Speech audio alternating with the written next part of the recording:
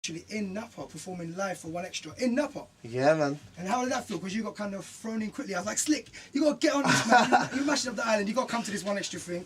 And you said, you know what, I'm there. You came down. How did that feel? Yeah, it was good, man. It was a last minute thing, but you know I'm always supporting One Extra. I loved it. It was a good vibe out there. Everything was nice, man.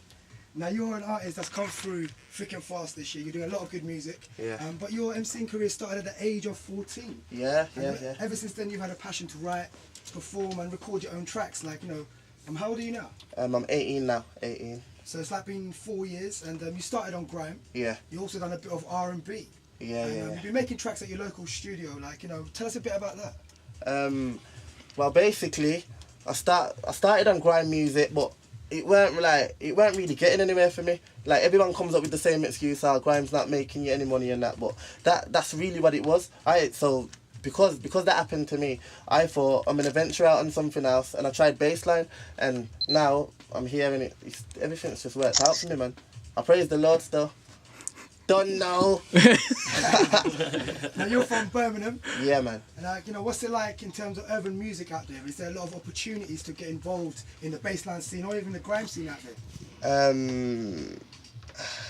Speaking from my view, there ain't really a lot of opportunities to get into the grime market, but the bassline, it seemed easy for me, to be honest. I don't know whether it was because it was a thing that just happened, like spontaneous, but so it was alright, man.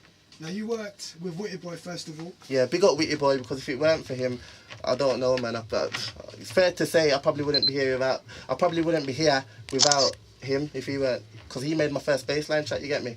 Rude Boy, stop all that. Yeah, he done that. That's one of the biggest hooks. Sometimes Mr. Chaos, he loves that hook there. This guy deals with bare hooks. Like, so I was going to ask you, as a bassline MC, those were the early days of MCs on bassline. Like, when you approached making a track with Witty Boy, what were you thinking of the structure, hook? What were you thinking? How were you going to lace it? Did you lace it in a grime way? You know what? I laced it as I was just thinking. Bassline, the club scene. It needs to be, the hooks need to be catchy, the verses need to be catchy, but they don't need to be as catchy as the hook. So I just thought, let me make a catchy hook, something everyone can bobble to, the ladies and the man them. Rude Boy, stop all that. Rude girl, stop all that. And it worked. Now, what's the response you got, like, instant?